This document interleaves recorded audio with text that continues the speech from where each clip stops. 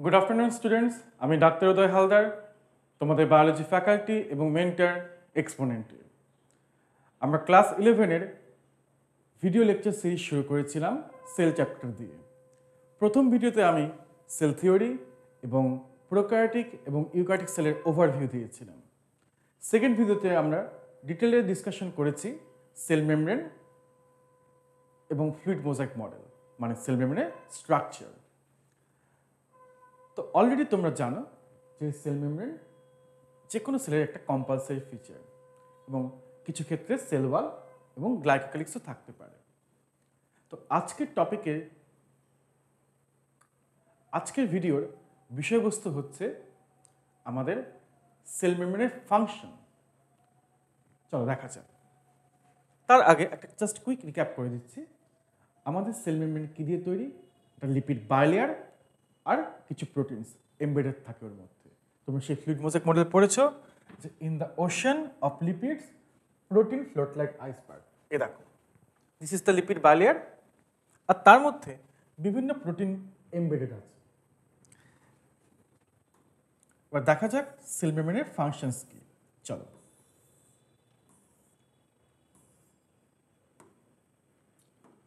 First of all protective function. সেলের ভেতর যে সাইটোপ্লাজম এবং সেল অর্গানেলসগুলো রয়েছে সেগুলোকে হোল্ড করছে এবং প্রোটেক্ট করে রাখছে কে? Cell membrane or plasma membrane, also called plasmalemma. Lemma means membrane. Next function, transport of molecules happen across the cell membrane. মানে একটা সেলের ভেতরে কি মলিকিউলস ঢুকবে বা কি মলিকিউলস বেরোবে সেটা ডিপেন্ড করছে সেল মেমব্রেন সেটাকে পারমিট করছে কিনা। তোমাদেরকে ছোট্ট করে বলি, আগের ক্লাসে যখন আমরা ফ্লুইড মোজাইক মডেল পড়ছিলাম, সেল মেমব্রেন স্ট্রাকচার পড়ছিলাম, তখন তোমরা ট্রান্সপোর্ট প্রোটিন বা ক্যারিয়ার প্রোটিন নাম শুনেছ, যে সেলের ভেতরে কোনো মলিকিউল ইম্পোর্ট এক্সপোর্ট রেগুলেট করবে কারা? ওই প্রোটিনসগুলো। তাহলে সেলের মধ্যে কি মলিকিউলস ঢুকবে বা বেরোবে এটাকে রেগুলেট করছে কে? সেল মেমব্রেন বা প্লাজমা মেমব্রেন। কেমন? এবার সেলের ভেতর এই মলিকিউলস বা পার্টিকেলসগুলো বিভিন্ন প্রসেসে তোমার ঢুকতে পারে বা বেরোতে পারে।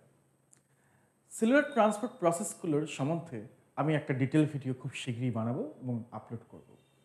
আমি তাও ছোট্ট করে এখানে বলে রাখি যে সেল মেমব্রেনের থ্রুতে যে ট্রান্সপোর্ট অফ মলিকিউলস হচ্ছে সেটা কী কীভাবে হতে পারে? ব্রডলি দুরকমভাবে, প্যাসিভ ট্রান্সপোর্ট এবং active transport. Passive transport means যে ট্রান্সপোর্ট প্রসেসে কোনো এনার্জি বা এটিপি মলিকিউল লাগবে না। ফর এক্সাম্পল ডিফিউশন বা ব্যাপন, অসমোসিস মানে অভিস্রবণ, এগুলো হচ্ছে প্যাসিভ ট্রান্সপোর্ট। এ ধরনের প্রসেসে শক্তির কোনো প্রয়োজন নেই, কোনো এটিপি মলিকিউল ইউজ হয় না। মলিকিউলসগুলো ন্যাচারালি তাদের হায়ার থেকে লোয়ার কনসেন্ট্রেশনের ডিরেকশানে কি মুভ করে। আর আরেকটা টাইপ অফ ট্রান্সপোর্ট হয়, সেটা হচ্ছে active transport. Active transport for এরা এটিপি ইউজ করে, এরা এনার্জি ইউজ করে। এখানে মলিকিউলসগুলো লোয়ার থেকে হায়ার কনসেন্ট্রেশনের দিকে মুভ করে, ইট রিকোয়ার্স এনার্জি, তার জন্য অ্যাক্টিভ ট্রান্সপোর্ট। তোমরা যদি আগের দিনের ফ্লুইড মোজাইক মডেলের ক্লাসটা একটু মনে করে দেখো, শেষের থেকে আমি একটা ক্যারিয়ার প্রোটিনের নাম বলেছিলাম, সোডিয়াম পটাশিয়াম এটিপিএস পাম্প। এটা সোডিয়াম পটাশিয়াম আয়রন পাম্প করার জন্য এনার্জি বা এটিপি ইউজ করে। তো ওটা অ্যাকচুয়ালি একটা অ্যাক্টিভ ট্রান্সপোর্টের এক্সাম্পল।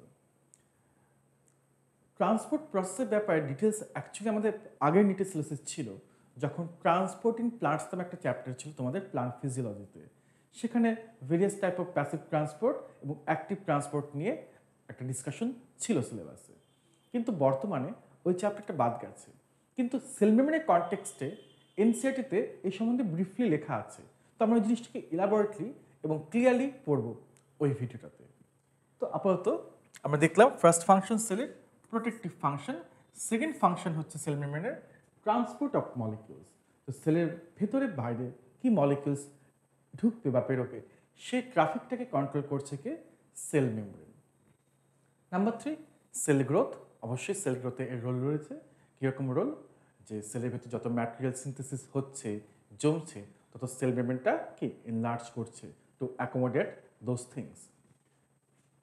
এবং তারপরে তোমরা জানো যে একটা সেল সার্টেন একটা লিমিট ক্রস করার পর মানে বড় হওয়ার পর তাকে ডিভাইড করতেই হবে, কারণ মনে রাখবে স্মলার সেলস আর মোর এফিশিয়েন্ট।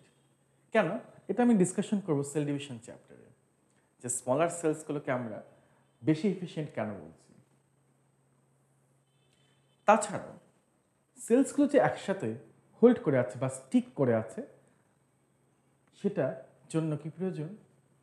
সেলুলার জাংশনস বা ইন্ট্রাসেলুলার জাংশনস, যে দুটো সেল পাশাপাশি রয়েছে, একসাথে স্টিক করে রয়েছে বা জুড়ে রয়েছে, তার জন্য দরকার এখানে কিছু ইন্টারসেলুলার জাংশনস। এই দুটো সেলের মধ্যে ইন্টারসেলুলার জাংশনস কীরকম হয়, কিভাবে ফর্ম হয় এবং কত রকমের, এটা আমরা পড়বো হচ্ছে চ্যাপ্টার 7-এ অ্যানিম্যাল টিস্যু সেকশনে আমরা পড়বো। যখন আমরা টিস্যু সেকশনটা পড়বো, যে সেলগুলো মিলে টিস্যু ফর্ম হয়, তখন সেলগুলোর মাঝখানে কি হয়? ইন্টারসেলুলার জাংশনস ফর্ম হয়, আমরা সেখানে পড়বো। তো সেল মেমব্রেনের আরেকটা ফাংশন কি? জাংশনস ফর্ম করা, ইন্টারসেলুলার জাংশনস ফর্ম করা। দেন এই দুটো স্পেশালি এখানে একটু বুঝতে হবে তোমাদেরকে, সিক্রেশন বা ক্ষরণ বা আরেকটা টার্মে বলা যেতে পারে এক্সোসাইটোসিস এবং এন্ডোসাইটোসিস। মানে একটা সেল যে কোনো কিছু বের করে দেবে বা একটা সেল তার আশপাশ থেকে কোনো জিনিসকে এনগালফ করবে, সেই প্রসেসে কার রোল? সেল মেমব্রেনের রোল। দেখা যাক ওটা। দেখো, ফার্স্ট আমরা একটু ডিসকাশন করবো এন্ডোসাইটোসিস সম্বন্ধে সংক্ষিপ্তভাবে। দেখো, এন্ডোসাইটোসিস মানে একটা সেল কোনো কিছুকে এনগালফ করছে বা নিজের মধ্যে কি ঢোকাচ্ছে জিনিসটাকে। এতে সেল মেমব্রেনের রোল কি? চলো দেখা যায়।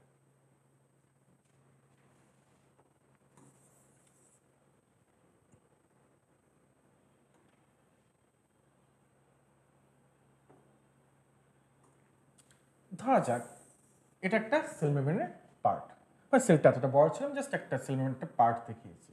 এটা হচ্ছে আমাদের সেল মেমব্রেন। ধরা যাক এটা একটা কোনো পার্টিকেল, এই পার্টিকেল বা মলিকিউলটাকে সেল নিজের মধ্যে ঢোকাতে চায়, তাহলে কীভাবে এটাকে সে নিতে পারবে? দেখো, সেল মেমব্রেনটা কাছে যখন এই পার্টিকেলটা আছে, তখন সেল মেমব্রেনটা একটা ফোল্ড তৈরি করবে, করে ওকে কভার করবে। কীরকম? নেক্সট ডায়াগ্রামটাকে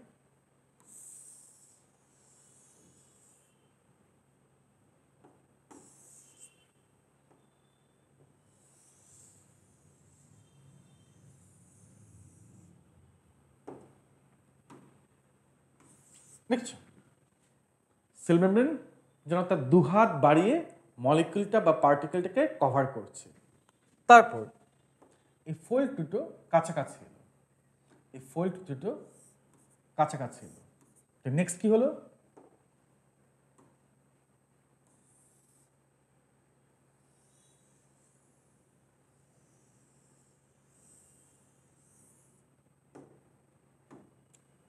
দেখো, সেল মেমব্রেন এই পার্টিকেলটাকে কভার করে নিয়েছে, এরপর এখানে একটা কাট আউট হয়ে গেল, একটা কাট হয়ে গেল,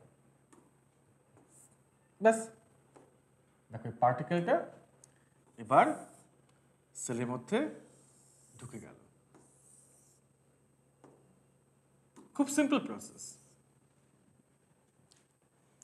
কিভাবে একটা সেল এন্ডোসাইটোসিস করে? খুবই সিম্পল প্রসেস।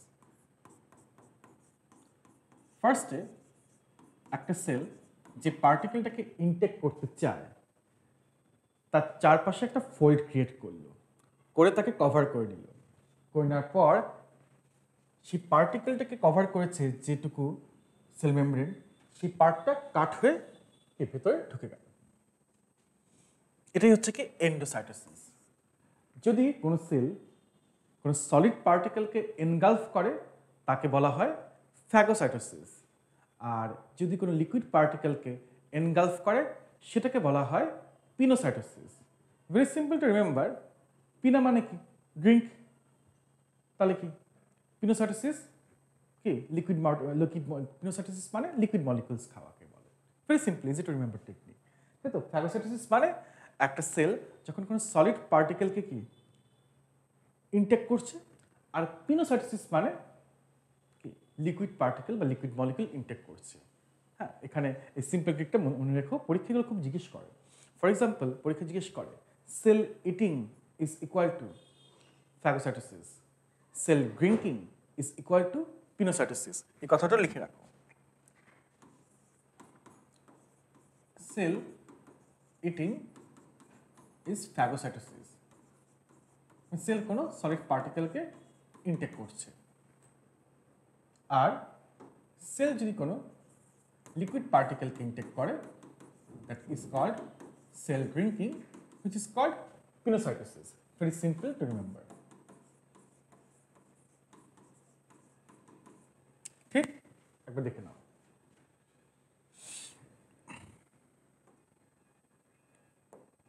স্লাইডটা আসে, দেখো। হ্যাঁ, এন্ডোসাইটোসিস মানে একটা সেল যখন কোনো কিছু, কোনো পার্টিকেল বা মলিকিউলসকে ইনটেক করছে। দু রকমের আমরা বলতে পারি। সেটা হচ্ছে প্রথমে ফ্যাগোসাইটোসিস, যদি সেল কোনো সলিড পার্টিকেলকে ইনটেক করে, আর পিনোসাইটোসিস যদি সেটা কোনো এই যে লিকুইড মলিকিউলসকে ইনটেক করে। ঠিক আছে? এবং দেখো এই পার্টিকেলটাকে, ধরো কোনো সেল একটা সলিড পার্টিকেলকে ইনটেক করলো, দেখো সেটাকে যে যখন সে নিজের মধ্যে ঢুকালো, তখন কি দ্যাট পার্টিকেল কি একটা সেল মেমব্রেনের পার্ট দিয়ে কভার্ড রয়েছে। যখন সেল মেমব্রেন পার্টিকেলটাকে নিজের মধ্যে ঢোকালো, ইনটেক করলো, তখন that particle is covered by কি some part of the cell membrane. এবং এই মেমব্রেন দিয়ে কভার্ড যে পার্টিকেলটা, এই জিনিসটাকে আমরা কি বলবো? ফ্যাগোসোম। এটাকে কি বলবো আমরা? ফ্যাগোসোম। এটা অনেক সেলের ক্ষেত্রে দেখা যায়। তো একটা অ্যামিবার ক্ষেত্রে একটা অ্যামিবা একটা ফুড পার্টিকেলকে এভাবেই ইনটেক করে, এবং সেই জন্য সেটাকে কি বলে? ফুড ভ্যাকুয়ালও বলে in that case.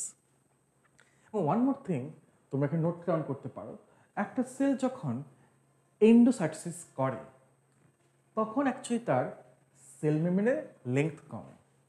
Isn't it? ভেবে দেখো, একটা সেল যখন কোনো মলিকিউল বা পার্টিকেল ইনটেক করে, তখন অ্যাকচুয়ালি তার সেল মেমব্রেনের লেংথ কমে। কারণ যখন সেই পার্টিকেলটা কভার করছে এবং সেই পার্টিকেলটাকে নিয়ে ওই পার্ট অফ সেল মেমব্রেন যখন ঢুকছে, তখন তো কিছুটা পোর্শন সেল মেমব্রেন থেকে কাট হয়ে গেল না।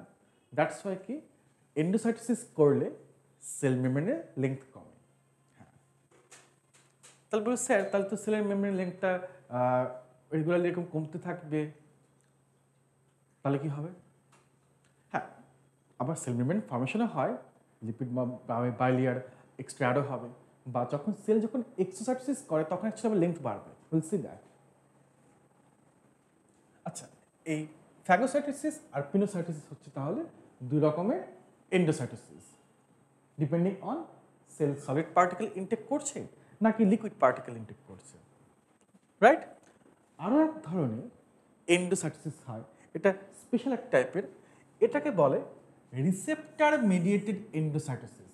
একটু সুন্দর এবং ইন্টারেস্টিং জিনিস এটা, অ্যাকচুয়ালি একটু অ্যাডভান্স লেভেলের জিনিস। আর তোমাদের সিলেবাসে নেই, এনসিআরটিতে নেই, but still it's good to know, ছোট্ট করে জেনে রাখো, অনেক কাজে লাগবে পরবর্তীকালে। রিসেপ্টার মিডিয়েটেড এন্ডোসাইটোসিস কি হয়? এখানে কোন একটা মলিকিউল, ধরো একটা মলিকিউল স্টার দিয়ে আঁকা আছে, কোন একটা মলিকিউল প্রথমে সেল সারফেসে, মানে সেল মেমব্রেনের সারফেসে তার রিসেপ্টারের সঙ্গে বাইন্ড করে। মনে আছে আমি রিসেপ্টর সম্বন্ধে বলেছিলাম আগের ক্লাসে, যে সেল মেমব্রেনের ওপর অনেক পেরিফেরাল প্রোটিন বা এক্সট্রিনজিক প্রোটিন থাকে, যারা কি কোনো মলিকিউলকে রিসিভ করে, মানে রিসেপ্টর হিসেবে ফাংশন করে। ফর এক্সাম্পল, অনেক পেরিফেরাল প্রোটিন আছে যারা হরমোনের রিসেপ্টর হিসেবে কাজ করে। তো ধরো এরকম একটা মলিকিউল কোন একটা রিসেপ্টরের সঙ্গে বাইন্ড করলো, বাইন্ড করার পর এবার কি সেল মেমব্রেনটা একটা ইনফোল্ড তৈরি করলো। কি করলো? একটা ইনফোল্ড তৈরি করলো, মানে ভেতরের দিকে ফোল্ডিংটা তৈরি করলো। তো সেল মেমব্রেনটা এই ছিল, তো মলিকিউলটা বাইন্ড করলো এরকম, তারপর এরকম ভেতরের দিকে ইনফোল্ড করলো, করার পর এই দুটো পয়েন্ট কি এখন কাছাকাছি আসছে, হওয়ার পর কাট ঢুকে গেল। তাহলে এই বাইরে থেকে আমি পার্টিকেলটাকে ইনটেক করতে পারলাম। এবং এই প্রসেসটার নাম কি? Receptor mediated endocytosis. হ্যাঁ, এখানে একটা মলিকিউল ঢুকছে, তার জন্য এন্ডোসাইটোসিস। কিন্তু কিভাবে ঢুকছে? ডাইরেক্ট হয় না। আগে মলিকিউলটা বা পার্টিকেলটা তার রিসেপ্টরের সঙ্গে বাইন্ড করলো অন দ্য সেল সারফেস। তারপর সেল মেমব্রেন কি হলো? ইনফোল্ড তৈরি করলো, ভেতর দিকে ফোল্ডেড হলো, দুটো পয়েন্ট কাছাকাছি এলো, এটাকে নিয়ে কাট করে ঢুকে গেল। দেখো, তাহলে এই ভেসিকলের মধ্যে তোমার কি আছে? মলিকিউলটা কেন আছে? এই ধরনের প্রসেস ইমিউনোলজিতে তোমরা দেখবে। আপাতত ছোট্ট করে আমি এখানে তোমাদের বলে দিলাম তোমাদের সুবিধার্থে। আচ্ছা, এন্ডোসাইটোসিসের অপোজিট প্রসেসটাই হচ্ছে কি? এক্সোসাইটোসিস। Very simple. আমরা এই যে ডায়াগ্রামটা হাতে বানালাম, ঠিক এটাকে অপোজিটভাবে ভাবো, তাহলে কি এক্সোসাইটোসিস হবে বা সিক্রেশন হবে, সেল থেকে কোনো কিছু বের করতে পারবে। চলো দেখা যাক, একবার আঁকা যাক। মনে করা যাক এটা একটা সেল, তার মধ্যে কোনো মলিকিউল রয়েছে যেটাকে সেল বের করে দিতে চায়। তাই ধর এই হচ্ছে সেই ভেসিকল যার মধ্যে সেই মলিকিউলটা রয়েছে, যে মলিকিউলটাকে আমাদের কি করতে হবে? সিক্রেশন করতে হবে। কেমন? এই ভেসিকলটাকে আমি গ্রিন কালার রাখছি, same colour as cell membrane রাখি। চলো, একটা কারণ আছে। এই জিনিসটা হচ্ছে একটা ভেসিকল। এই ভেসিকল জিনিসটা কি? ভেসিকল হচ্ছে একটা সিঙ্গেল মেমব্রেন বাউন্ড একটা প্যাকেট বা পাউচ, যার মধ্যে কোনো মলিকিউলস রাখা থাকে। ভেসিকল মানে কি? It's a single membrane bound pouch বা প্যাকেট, যার মধ্যে কোনো মলিকিউলস থাকে। তো 2D তে দেখছো বলে সার্কেল লাগছে, 3D তে এটা স্ফেরিক্যাল। তো এই ভেসিকলের মধ্যে কোনো মলিকিউলস আছে যেটা সেল বাইরে বের করতে চায়, মানে এক্সোসাইটোসিস বা সিক্রিশন করতে চায়, বাংলা বলে ক্ষরণ। এবার এই ধরনের ভেসিকল কারা ফর্ম করে দেয়? Golgi body. তো আমরা যখন এন্ডোপ্লাজমিক রেটিকুলাম এবং তারপর গলগি বডি পড়বো, তখন সেখানে এগুলো দেখতে পাবো, এই ভেসিকল ফর্মেশনের ব্যাপারে দেখতে পাবো। So for the time being তুমি ধরে নাও সেলের মধ্যে একটা ভেসিকল আছে এবং এর মধ্যে কিছু কেমিক্যাল মলিকিউল আছে যেটাকে সেল সিক্রেট করতে চায়।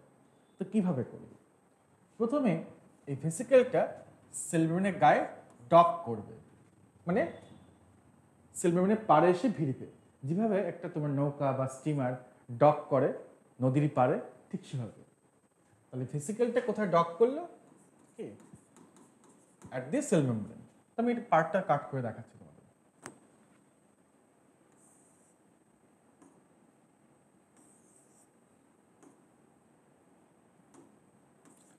আচ্ছা, মলিকিউল সেটাকে সিক্রেশন করতে চায়। তো প্রথমে কি হলো? একটু বড় করে রাখি। চলো, এই ভেসিকলটা ফার্স্টে এখানে ডক করলো। ডক করার পর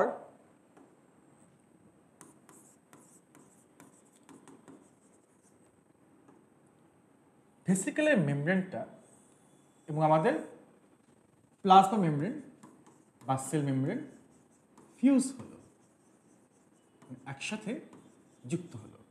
ভেসিকলের মেমব্রেন আর প্লাজমা মেমব্রেন কি করলো? একসাথে যুক্ত হলো। ইয়েস, ইটস ইজিলি পসিবল, কারণ দুজনে লিপিড বাইলিয়ার দিয়ে তৈরি। ভেতরে মলিকিউলসগুলো আছে। এবার কি হলো? এখানে একটা ক্র্যাক ফর্ম হলো। নেক্সট কিরকম হয় জিনিসটা?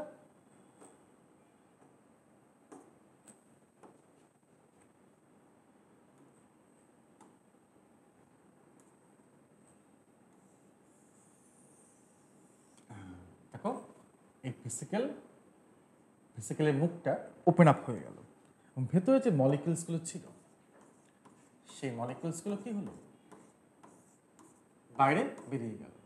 That means what has happened? Exocytosis or secretion.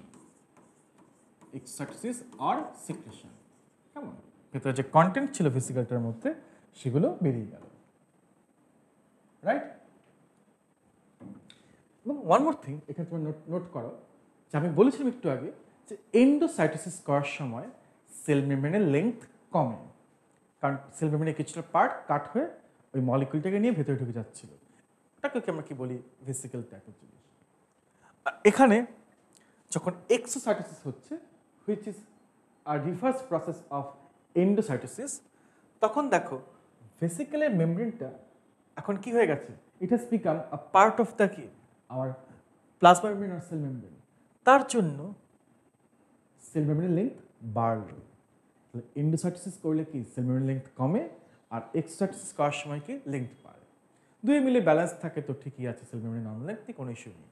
আর যদি দরকার হয় সেল মেমব্রেন লেন্থ থেকে ঠিক করা বা কমে গেল একটু বাড়াতে হবে, তখন নতুন লিপিড অ্যাড হয়ে ওখানে সেল মেমব্রেনটার লেন্থ বাড়বে এবং ভেতরে মলিকুলসগুলো দেখো এখানে বেরিয়ে গেল। এই হচ্ছে exocytosis.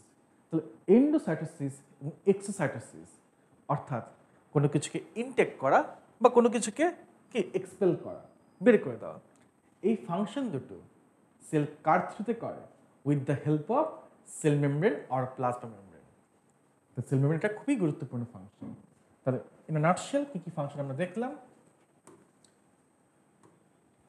protective function, transport of molecules, cell growth, cell division, forming intercellular junctions, exocytosis or secretion, and endocytosis or intake.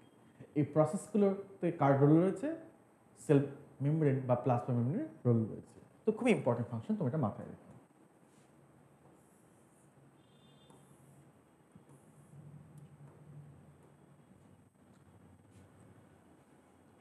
With that note, আজকে আমাদের সেল মেমব্রেনের ফাংশন এখানেই শেষ। আমরা নেক্সট পার্টে আসছি সেল ওয়ালের স্ট্রাকচার নিয়ে। Thank you, stay tuned.